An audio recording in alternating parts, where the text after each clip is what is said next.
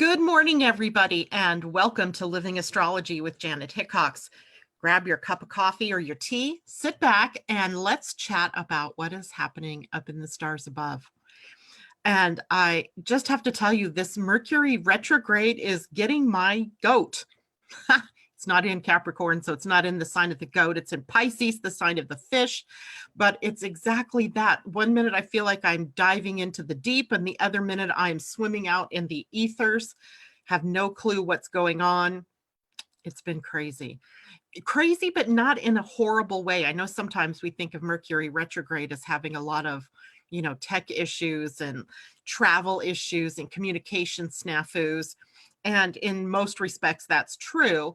However, for me, it's more dumb stuff that is just annoying. Like, for example, this morning, I get ready to go on to Facebook Live through the usual channel that I've, newly adopted since Zoom and Facebook were the only way that I really had available to me to get on.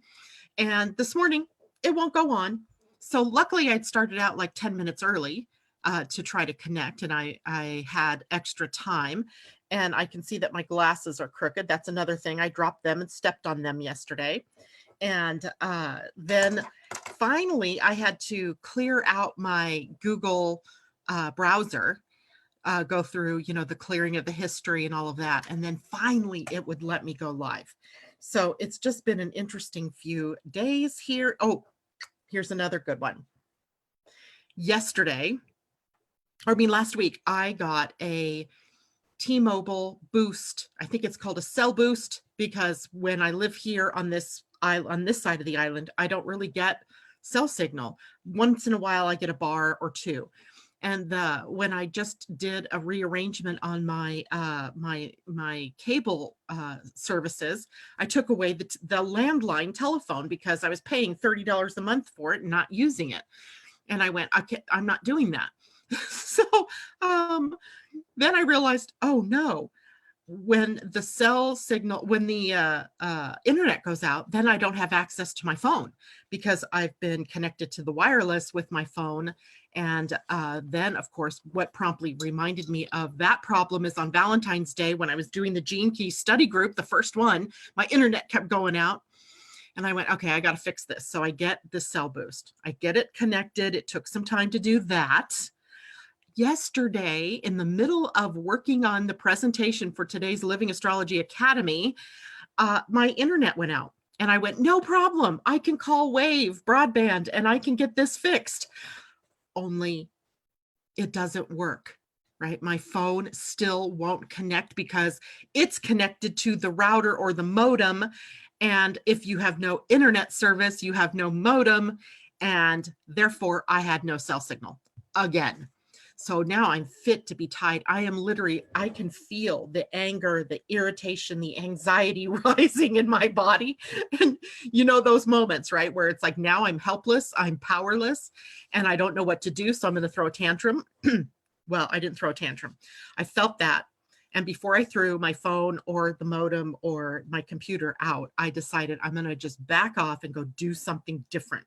So I went out, did something different for a little while. Found where in my house I had 2 bars of cell, and got Wave on the phone.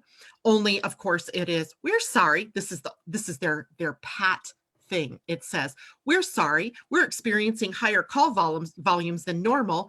Your wait may exceed 20 minutes. And I went, okay, you're testing my patience now. So I put it on the counter where it was picking up good signal, and I proceeded to do other things. And I happened to walk by my bedroom, which is where my internet is. And I looked over and it was working. And I went, that is the craziest thing ever. So solution was patience, presumably, get away from the mess. But there's been other things, just dumb things. Like this morning, I had my hair done up, and literally 2 minutes before I went on, I had to take it all down because it was looking retarded. So my hair is just kind of thrown up because I didn't know what to do with it after it, in 2 minutes before I had to come on live. So if you're experiencing, lesson learned here, if you're experiencing these irritations, minor though they may be, but irritants nonetheless, the clue here for you to take your time, be patient, move off into a different direction. Remember, we talked about those when we're talking about the number 6 in the Pleiadian-Earth energy, where we come up against obstacles. And what are we meant to do? Go over, go around, go under, do something completely different, right? So I am learning that lesson in a big way, yet totally grateful that it isn't something big and major that's going on in my world. So small mercies, big blessings. Thank you very much, universe, for teaching me lessons that I then get to share with you all. So what makes things a little more complex this morning is that we started out the day with the moon in void, which means that we have the moon having made no new contact since 6:12 a.m. my time. So 9:12 a.m. for those of you on the East Coast. And it will stay in the void until 10:47 a.m. my time. That will be 10 to 11, 12, 1:47 p.m. for those of you on the East Coast. So not very long, but still enough that we may find ourselves, with fits and starts here in the morning just because of the void, of course, energy. Now, the moon is void, of course, in Pisces, and that means when it breaks the void, it will move into the sign of Aries. Aries, the sign of action, ruled by Mars. Is this going to be our salvation for the week so we can get some things done and not feel like we're having to pull teeth and slog through water or mud to get there? Well, possibly so. Let's break this down a little bit. First of all, I'm going to head over to Facebook and say good morning to everybody. But first I have to find the actual page because, that was the last thing on my mind this morning, was finding the page where I needed to be on Facebook. Oh boy. So let's see here. Good morning to Colleen. It's good to see you. Allison, great to see you. We haven't seen you in a while and I was wondering what was up with you. So thank you for coming this morning. Asa, good morning to you. Patricia Woods says good morning, everyone. And I'm sure there are others of you. Tara, good afternoon to you, because I believe you're in Ireland. So afternoon to you, and thank you for joining us. And anybody else out there whom I don't see, welcome and thank you for joining us and joining us here at Living Astrology. So Sue McCarthy, good morning. I see you now too. And Angela Mather-Keel, good morning to you. Great to see you joining in. She says, good morning. It is a fairly decent morning here. It looks like it might clear up and maybe we might see more sun. I don't know. It's getting to be that springtime edge out there. It's still chilly. I am in the Pacific Northwest, Sue, on Samish Island, which is sort of 20 miles or so south of Bellingham and about 16 miles north of Burlington and Mount Vernon, if you're familiar with this area at all. So I am coming to you this morning with some new light. So you guys will have to tell me if you like this light, if it does me good. I'm not sure, because I feel like this side of me is in shadow while this side of me is bright. And that means I might have to bring in the other light at some point in time. But for today, it was one light. And I was really amazed at how wonderful it brightens up this area of my office. So I'm really liking this new, it's not new, it's unpacked. I've lived here for nigh on 3 years and never unpacked this box. In fact, I sent it over to my friend Cornelia's house for her to use because I didn't think I had room in my room for these lights, but I do apparently if we work it right. And my husband and I took the time on Saturday to play with this and get it set up. You can see sort of the edge of my curtain here that will be what I use when doing more courses and webinars for everyone, because I can change my background. It's a green screen and a black screen. The black screen keeps the light from coming in from behind. The green screen allows me to broadcast onto a screen or project onto a screen, whatever it is that I want to. And you saw a little bit of a taste test of it yesterday morning when I put the blue horoscope background up, and I really loved that. But it's just, unless I have the green screen down, it just chops me up and makes me look really weird. So, okay, on to astrology. All right. So then let's talk about what is going to happen later in the day when the moon moves into Aries. Aries is, first of all, let's talk about the moon, because I haven't done this in a while. And, every morning, typically we start out with where the moon is.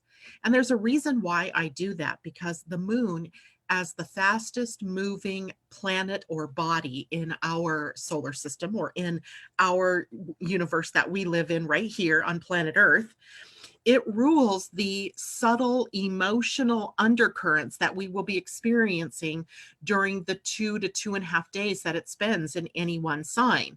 So we've been, you can even look at this as sort of the background hum of energy that is available to us. And that availability is sometimes awesome, and other times it can create chaos, and at other times it can create that emotional reaction or that emotional feel-good feeling. So the moon is really, really important in our grand scheme of things here on planet Earth. So this is why we look at the moon every day that we can, because it is the fastest moving body and is changing the energy that we're feeling. Oh my Lord, I can't believe this. So I'm sure you guys think I'm a total nerd this morning. Moon in Aries rules fresh starts. We just had the new moon, so we have new beginnings, and we are building momentum for that new beginning. So the new moon sets that ability for us to start something new, setting intentions for what we want to manifest. And now we have the moon in Aries that's actually coming in behind that and giving us that more of an oomph, or more of a push, more of courage maybe to take action. If you've been reluctant to do something out of fear today, that's go bye-bye, right? Later in the day, the moon, as it moves into Aries, gives us that push that we might need and the momentum that we might need to make some changes. Aries energy rules our very being, the being, not the doing. You are a human being, remember, not a human doing. So in that, it takes us to our innocence. And I know that's kind of a weird thing to think of with Aries energy, but I always, always, always with Aries energy have the picture of the tarot card with the Fool, with his little knapsack on his back, whistling or whatever, moving through his life, unaware there's a cliff in front of him, with a little dog yapping at his feet, trying to warn him. And it to me represents that the innocence of a fool, and not that we're fools in being innocent. It's that there's this innocence in our ability to see a new beginning. And we don't know yet that it's going to blow up in our face or that it's going to work out smashingly. We don't know, but we innocently set out and move forward, prompting our success or prompting our failure, depending. And it doesn't matter. You could say that a failure is just as good as a success because it shows you what not to do, right? So we have this really innocent energy that is pushing us to use our personal authority in the world, to state it, to use it, to engage it. And then the courage, of course, that takes us into those new directions. This is also fighter energy. Aries is ruled by Mars. So we have warrior. We have the warrior of taking action, taking risks, not backing down from a fight or a conflict or a confrontation. So we want to be able to use that energy to push us, to make us move forward. But rather than creating a fight, perhaps we can just confront what's going on within us that's stopping us from taking action, or what's stopping us from really fully expressing ourselves out in the world, because Aries is about expressing you. It is the very first sign of the zodiac. It's the sign of you, the self, being self-centered, self-caring, self-nurturing, although nurturing is a little bit out of the scope of Aries, but it's all about you, right? It's all about you. And gaining your personal authority, not backing down and running, tail between your legs because you've gotten frightened of something, but really taking that forward motion seriously, that new beginning seriously. Watching out for a couple of things though, right? This can be very aggressive energy. It can be more assertive in its attitude, pushing itself onto others or outward. It is that masculine energy, right, of pushing outward, and or being harsh towards others. I had to warn my husband this morning, who's a Libra. moon in Aries would be opposing his sun, and he has several other planets in Libra as well. And I had to warn him about taking physical risks. Aries is a very physical sign, physical action. And you have to be careful that you're not taking risky physical action during a moon in Aries. And also watching out for picking fights. It's not a good time to do that. Confrontations now can, quickly turn into something that you didn't intend. Those tiny irritations can turn into those big conflagrations. So it's a time for us to be very careful in what we say, what we do, how we do what we do. And yes, it's not that it's not okay for you to feel anger or upset or irritation or impatience even. It just don't let those sort of reactionary energies rule the day, right? So we've got a couple of days now of this Aries energy where we're going to want to watch for this kind of stuff. Now, adding to all of that today is Mercury in a conjunction to the sun, and also what was the other one? Mercury in a sextile to the planet Mars. So Mars being the ruling planet for Aries, Mercury being in Pisces in retrograde. This might be energy that clashes a bit, where on one hand, we've got the more softer, compassionate, empathic energy, but on the other hand, that irritation that's seething below the surface. And depending on how your own personal chart is set up is really going to depend on how you end up expressing or experiencing this energy today. So let's talk about Mercury conjunct the sun. Now, Mercury's in retrograde. So this is a conjunction that happens during the retrograde cycle. And it happens when Mercury is moving quite slowly. So it's actually the sun that's moved up to meet Mercury retrograde. And it might be a very busy mental kind of day with a lot of communication possible, a lot of mind going. And when the mind is going, it's not that that's a bad thing. It's that when the mind is going, it can be that we lose focus, we scatter our energy a bit, and it can have us leaping out of one thing and into another, kind of that ADHD feeling. So today we have a lot of that mental energy available, and we may be leaping out of things and into things very quickly. But because Mercury is retrograde, we may also find that we gain new insights into old problems or to old issues or things that have always dogged us. This new insight may come in because things are slowed down. Your mind may be moving very quickly, but the ability for the mind to create action pathways is slowed down a bit.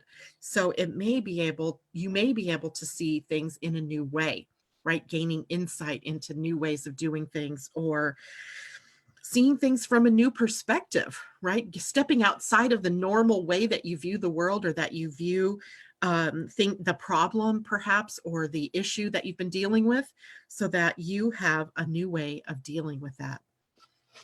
We also want to remember today, tomorrow, the next day even, that words have impact. And so we want to use our words wisely for the next few days, right? If you speak out of impatience or you speak out of anger, the reaction from the other person, or the ramifications of that can be lasting. Remember, Mercury's retrograde. So anything that Mercury's taking in right now, it's sitting with, it's tapping into the energy of rephrasing and reworking it over and over in one's head. So if somebody comes up today to you and confronts you about something, or says something that hurts your feelings, that's likely going to have lasting impact for you, because you're taking that in, and your mind, with Mercury slowed down, is going to be working that. And then how you get that feeling of, I should have said this, and that builds that anger again within you as you relive the situation or the confrontation or the conversation.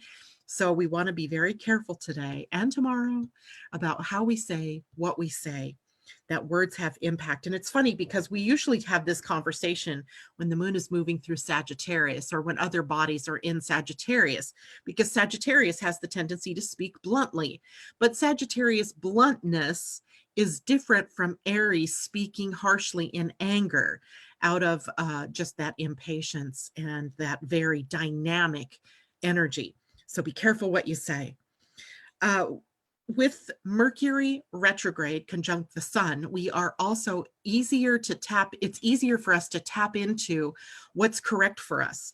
I sort of liken this where the things, the field of things that we could tap into have narrowed. With Mercury retrograde, they get smaller. So there's this narrower field, and we have fewer choices, perhaps.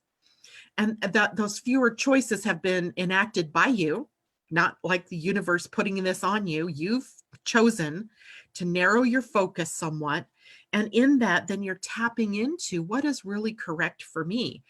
And remember, Pisces being water, where Mercury is about the emotional energy. So we're tapping into the feeling of what feels good to us, what feels right, what feels, what makes me excited or what makes me happy, what just makes me go, that's it. That's what I need to do and where I need to go and who I need to do this with. This is the subject I want to talk about, whatever it is. So we might have new things that gain momentum, but those new things may be emerging from a field that has become narrowed due to Mercury in retrograde. And remember too, now Mars is also going to sextile, or Mercury in retrograde is going to sextile Mars, who is newly in Capricorn. So this is really good energy for helping us to gain that focus and to really gain the momentum that we need to express ourselves in new ways. And that might mean through a new job, through a new relationship, through a new way of being. It could be any number of things, all dependent on what it is that you set out as your intentions with the new moon. All right, I'm going to slip back over here to Facebook. And let's see, Allison, I think Aries can be more ferocious in its words than Sagittarius. Yes, indeed. I think you're right. And that's a great word, ferocious, because that speaks to the warrior nature of Aries. And especially when Mercury is retrograde and our tongues were tripping over all the time, we might say or do things out of spite that we might normally not do. We may knee jerk very easily, where we've been teaching ourselves to be in response to what's going on in our outer world. Unfortunately, though, this energy could push us into more of that ferocious, in Allison's words, expression. So we want to be very careful. Asa says, is it new perspective in the areas of our chart that Mercury is retrograding through? Quite possibly. Or it could be areas of your chart that the moon is moving through, which is Aries energy. I think it really depends, Asa, on what other planets you have in either Aries or Pisces, what sign you are. I happen to know that you're a Libra. So I know that right now the moon in Aries is moving in opposition to the planets that you have in Aries, in Libra. So an opposition always brings up conflict. So you may feel a little conflicted for the next few days, like, do I do this or do I do that? Feeling like you're being pulled in two different directions. The best way to deal with an opposition is to come to the center, right? To come to the middle and to feel the need to, pay attention to both sides, right? So maybe there's a little bit of risk you got to take, a little bit of action that you have to take, but it needs to be in balance and harmony with the other parts of you that want to feel safe or want to feel protected or want to feel balanced. So I hope that helps you. Angela says, I seem to attract many natal moons and Aries people in my life, you and me both. And I wonder if that is due to having a North Node in Libra. It's possible.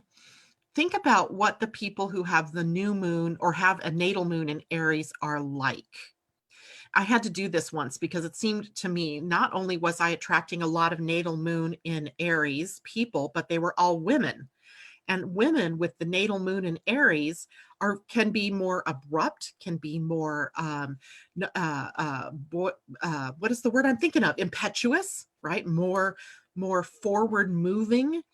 And I was always hesitant, right? I was always playing it safe. So I looked at that, and my Aries for me is at my 10th house cusp, which is the 10th house, which is the dividing line for career and gaining your authority. So the message that I finally received for myself is that I was playing it too safe, that I needed to get my butt out there on the line a bit and do things that, were maybe a little more risky. And so that's what I took that to mean for me. For you, it might mean any number of different things. And I think the best question is what are those people that are carrying that natal moon? What are they showing you? Right? Are they showing you where you're too in bounds, where you're too safe? Maybe they're showing you where you take too much risk. It's up to you to take a look at what's going on in your own chart, find the houses that Aries is in, and see what that means for you.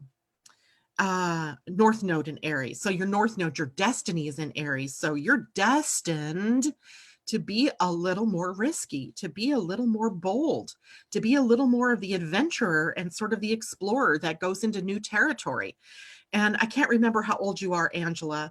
I know you're a Gemini because we share the same birthday, but I don't remember how old you are. So it may be that the more you move through and gaining age, which is another way of saying gaining wisdom, you may find that that north node takes you in the correct direction for you, where maybe you've played it safe because I know you're in the process of having children and raising children, and you've got to be less risky now than what you might be a little bit later. So pay attention to what it is that those people are showing you.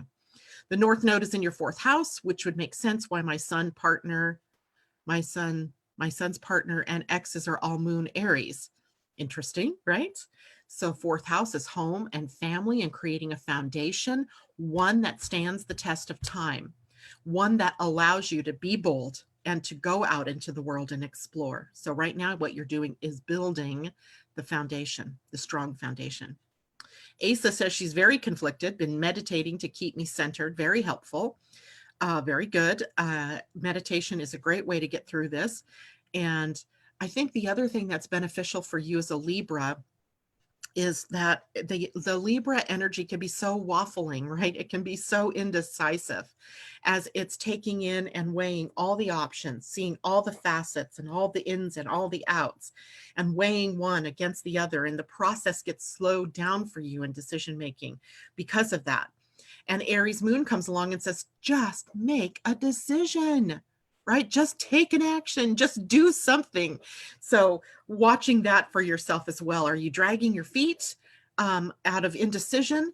And if so, the Aries moon comes along and says, okay, boom, I'm going to kick you out, and we're going to use that boot and kick you in the butt and make you do something, anything, right? Sue, how do you tell what is your south node or your north node? All right, good question, Sue. And in a moment, I'm going to put up a chart and I will show you how you find that. And Libra, you're a Libra as well. Okay, great. Let's see, what other comments was I missing here? Too bad, they've gone past me. So I'm going to right now, I'm going to share my screen. So I'm going to go back to Zoom. And well, no, first of all, I'm going to go back here because I want to make sure that chart is up. And now I'm going to share my screen so I can show you, Sue, and others who might have the same question, how to tell where the north node is. So let me make my screen a little bit bigger here. So here is an astrology chart, and this happens to be the chart of the day, which means I drew this up this morning at 6:42 a.m. So since then, the moon has moved somewhat. The other planets, not very much at all, but I bring this chart up every day so that I can get a snapshot of what's going on in the stars. The first thing that you're going to notice is this bold line. The bold line is there's two. There's a horizontal bold line that represents the east and the west horizon. And then there is the noon position and the 6 p.m. position of the chart, or the, not the 6 p.m., this would be the midnight. So noon and midnight, the horizontal, I mean, this is vertical. Oh my God, see what Mercury retrograde does? I know what I'm thinking, but my mouth won't catch up. So the vertical line here is the midheaven and the nadir, or the IC. it represents the entryway into your worldly self. And down here, this line represents the entryway into yourself at home. So the fourth house here represents home and family and foundation. And it's from this home, family, foundation that you're able to go out in the world in some form of career or profession, or in some way where you engage your authority, where people see you out in the world. And notice how all of the planets, here's the actual point I was trying to get to, is that all these planets are over here on this one hemispheric side. And it happens to be a more introspective and social. So how's that? Social introspection, where we are really monitoring who we are, juxtaposed against the worldly self that we are. So who's the true me and who's the worldly me? And that's what's up for all of us, right? And so we are in a process, then you could think of this as coming into an alignment where the true you is being expressed out in the world, rather than some false image of who you think you are. So it's like having a child, being the child who grows up with a father or mother that expects you to go out in the world and do certain things. Like, let's say your father's an attorney, and he has high hopes that you're going to grow up and be an attorney. And you go out in the world because you want to initially please your father. And yeah, nope, that ain't happening. I don't want to be an attorney. I want to be an artist. And you move in a different direction. And when you finally bring this outer worldly expression with this inner you together, it feels so good, right? It feels so right. Everything, your world opens up for you. And even though initially maybe your parents are aghast that you've given up, the the income of a lawyer versus having an artist's life, ultimately it's up to you what you do. And so that is the focus for a lot of people on the planet right now, as this is where we are in our charts, this energy. Now, to get to Sue's question, the South Node and the North Node represent an axis of destiny. And the North Node is right here. If you can see my little pink mouse cursor moving around here in a circle, this is the North Node. It is right now today sitting at 6 degrees of Cancer. It is the dragon's head.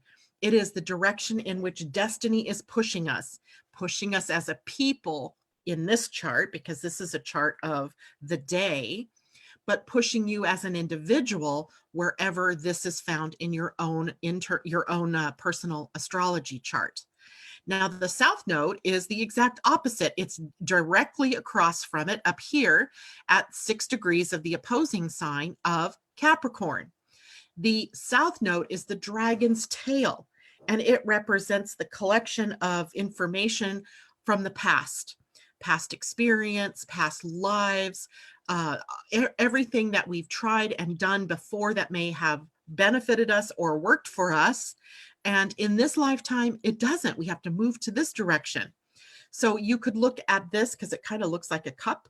The cup here is the collection of everything you've learned, your cellular memories, your ancestral line, your experiences, your relationships, everything that's ever happened is in the South Node. And it's meant to be then poured into, if you will, the head of the dragon, which moves you and steers you in a new direction. So for example, humankind right now, since we're humans and we're on this planet, we are being steered out of this patriarchal, government, institution-driven corporatocracy that we've created, and into the more matriarchal, nurturing, loving, and compassionate energy of Cancer. That's the destiny of humankind at this moment. It's reminding us, wait a minute, if you go back to your tribal days, we took care of each other in a different way than what the complex systems are that you've built now. So those complex systems are breaking down and are being shown for their weaknesses in favor of a move to more family-oriented, traditional ways of taking care of each other and nurturing each other. Now, that's a slow move because it's an entire collective that's moving in that direction. For you personally, it is in human design, we look at this in two phases, that the first 40 years of your life, you're really kind of living out of the South Node and still trying to do things. You're still learning. You're still trying to do things in the way that has worked for you from a cellular memory, but it isn't working in this lifetime. It's like you keep hitting up this brick wall. And every time you hit up against that brick wall, you're like, oh, why does this keep happening to me? Right? How many times have you said that or asked that of yourself? Why does this keep happening? And eventually we get the hint, maybe I need to do this differently.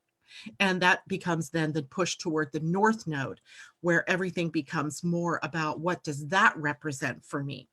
So the more that we try to depend on our systems and institutions here, the more collectively humanity says, oh, likely we better build tighter communities and families and have home and family be our foundation rather than corporations.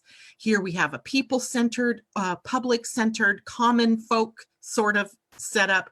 Here we have more corporate, the rich, the institutional setup. So you can see how that's playing out in the outer world as well. So big time in the collective way of looking at the nodes, but more personal when it is in your chart. So I hope that answers your question the long way around, I'm sure. But Sue, that is what that means for you. I'm going to go back to Facebook real quickly before I head on into the Pleiadian day. And we'll see what we are looking at here. Sue says, makes so much sense about the hemispheres. Yep. Allison says, my Chiron is Aries. That's right, because you're in the midst of your Chiron return, and you're really learning about being independent and standing on your own and doing what's right for you. And that's exactly what that Chiron return would be, the healing of that wound where in the past, perhaps you did things for other people, forgetting what you wanted. And now it's turning into what I do for me is good for everyone. Okay, Sue. So my North Node is fourth house, 0 Sag, but conjunct Saturn at 29 Scorpio. Is my node stuck with the rules of Saturn? So it is in a way. It makes me, there's a couple of things that this makes me think of. It makes me think of of last lifetimes, previous existences of of the adventurer, of the person who was always leaving home to go out and enjoy life, and maybe leaving a family behind, right? So think of a person like Christopher Columbus, and I don't know if he ever had a wife or children or anything like that, but let's just think of someone like him or others like him who spent a great deal of time away from home. They felt more at home on the sea or away from home because they spent so little time at their actual home. So 0 Sagittarius in your fourth house is saying you also need to spend time home, that you need to create that very solid foundation of home and family and being responsible to that home and that family, and also then be the adventurer. So adventures at home.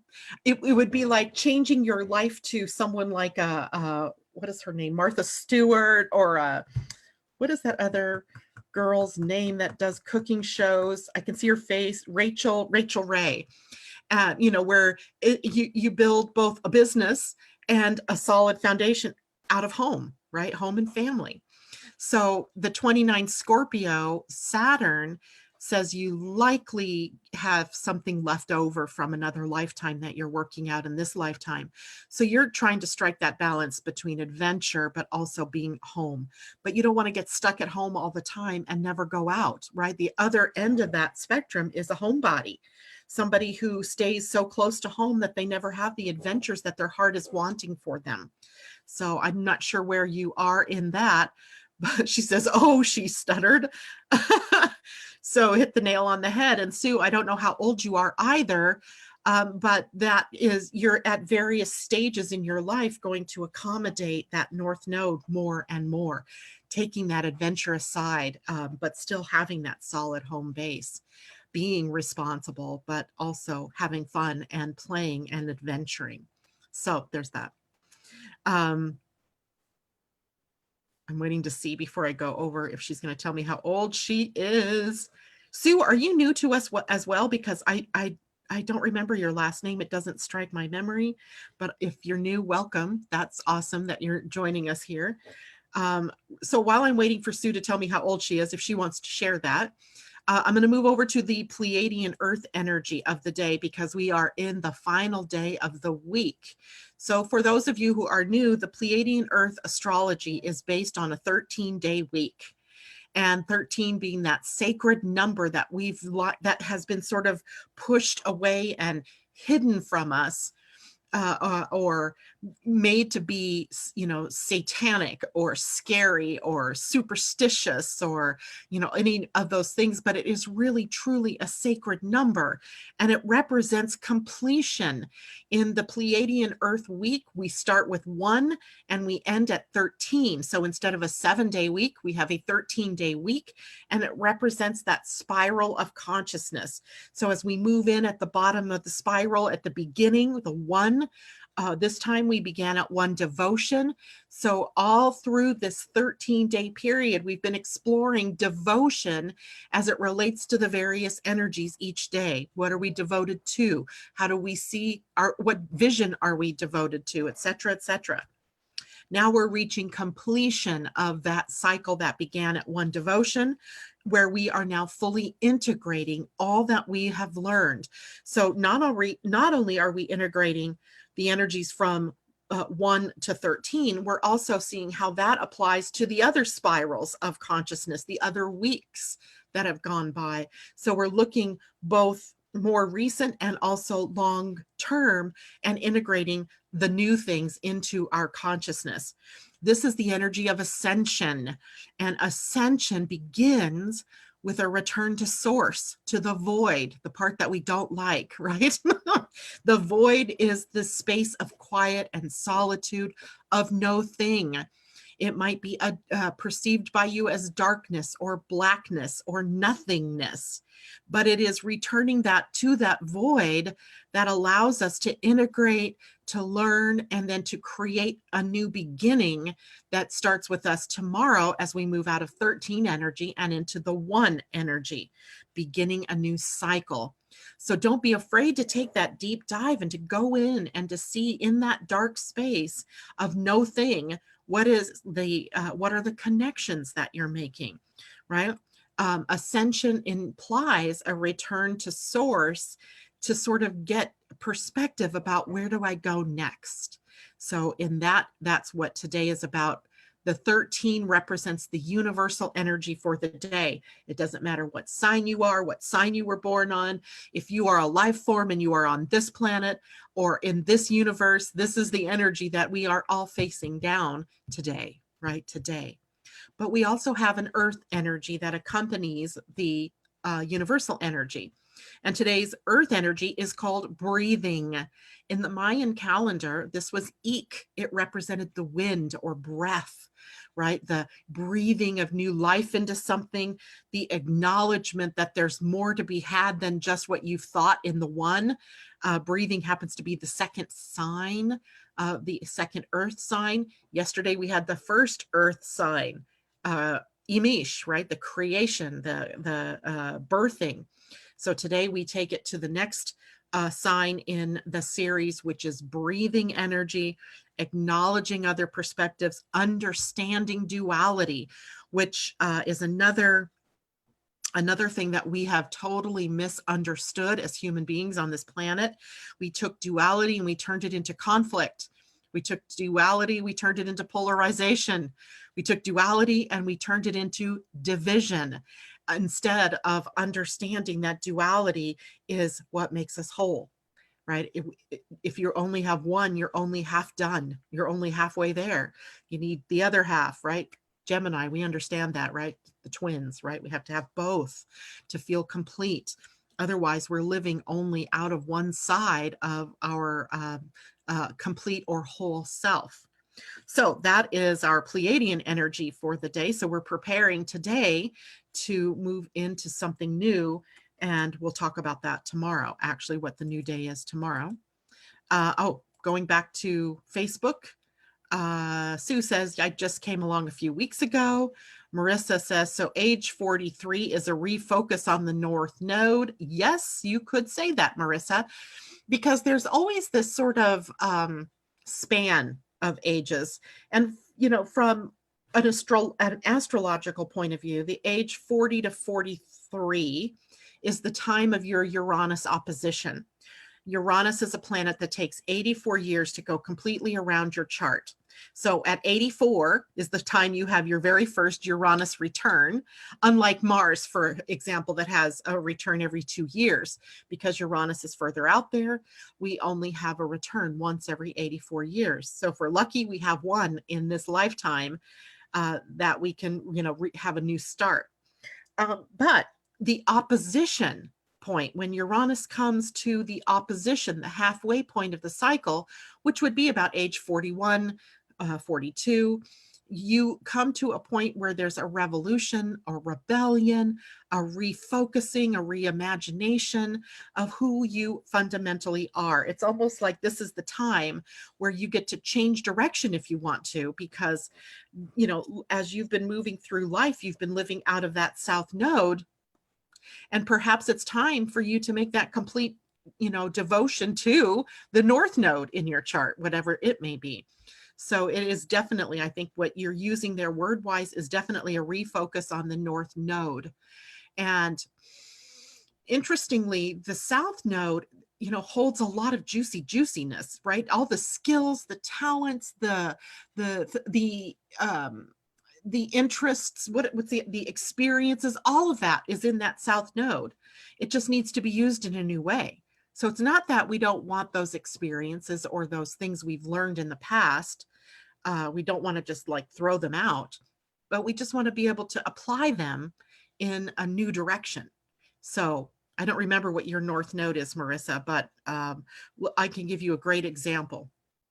If you have a North Node in Leo, and your South Node is in Aquarius, you have likely spent many times devoting your energy to the group, right? To blending with others, to not standing out in the crowd, but being even somewhat behind the scenes and contributing to a group effort in some way. If your North Node is in Leo, at some point in your life, you're going to have to move that over to the more individualized expression of yourself, taking your heart-centeredness here and applying it in the way that you go out in the world for you, not for the benefit of the group, but for your benefit, right? It's following your heart, not following the heart of humanity or the heart of the collective, but following your own individual heart outward into the world. So that often changes then for us right in that age 40 to 43 years old, where we have to move. We've got to do it, right? We don't get to just stay in that past. We have to move on to the new. So there we have that. I hope that helps people too. And, we're in various states of rejecting that part of us and accepting that part of us. I remember that time in my life where my life shifted dramatically between age 40 and 43, where before I was in sales and I was a sales manager, I was a general manager. I mean, my whole life was about working with others, a team, and I was the leader of the team. And I did very well at that, right? I made good money. I always had awards. I was always at the high end of the commission scale, but somehow something happened between 40 and 43. And of course, for me, that happened right around the year 2001. And I'll never forget 9/11. It seemed to be that harbinger of things that would change for me in my life. And I moved from that more sales team orientation to now I'm going to be an astrologer. I'm going to go into the metaphysical world. I'm going to be a teacher. It was the weirdest. When I look back now, it seems like the biggest change ever in my life to move from one focus to another. But it made sense. It makes sense when you look at the backdrop of my chart from my human design. That was perfect. So we all make that transition, but those years, that 40 to 43 years old for me, very difficult, where I was ready to just pull my hair out. I even packed my bags and ran away from home because you go through something. You go through almost a teenage-like rebellion. And what's funny is I also ran away when I was a teenager. So I did it when I was in my 40s, and I did it when I was in my teens. So it's that. And what's interesting about that is the Uranus opposition happens when you're in your early 40s, but your first Uranus square happens in your teens. So you can see sort of that rebellious thing that's kind of kicking you into a new direction, right? Causing you to make change, to awakening the dragon within you to move into that new direction. All right, so hopefully everybody gets that. Sue says, so all my work life has been a breeze, and I have been awarded and respected most of my time. Is this from the South Node in the 10th house? I feel there is going to be a big change, and maybe that is retirement coming. Quite possible. But, all in all, you want to look at balance, Sue. So if you were balancing your dragon head, dragon tail, but it was expressing in the 10th house through the South Node, that was likely balanced by home and family or building of a foundation for your retirement, right? That could be because the 4th house also rules old age and retirement, right? The foundations that we set that carry us through that part of our life. So indeed, it could be. And that change, maybe it is retirement, maybe it's how you choose to do things differently in your life from here on. So there you go. Sue says, OMG, you sound like me. Maybe we're about the same age. I don't know, but we will see. All right, so we've crossed a lot of territory today, and I'm hoping everybody has gained some insight into themselves through the astrology of the day, through what is happening with the moon today in Aries, Mercury conjunct the sun, Mercury in a sextile to Mars, which actually becomes exact tomorrow.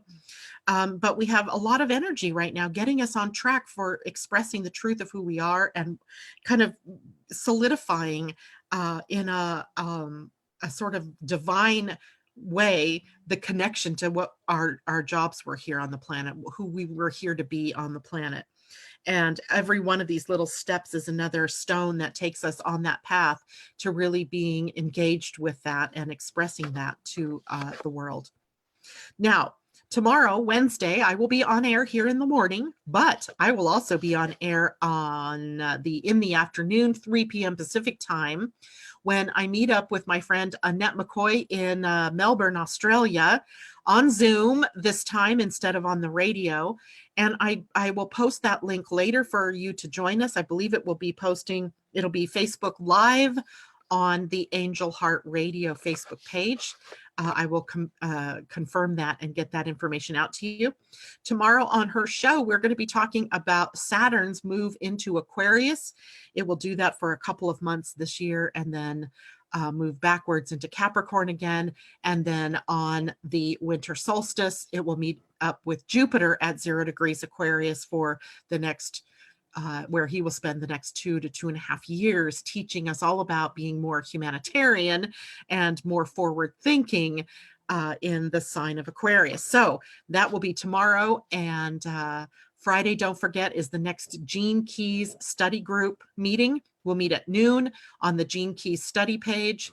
And we are working with the Gene Key 22. So be sure to read the 22 and bring your questions to the group.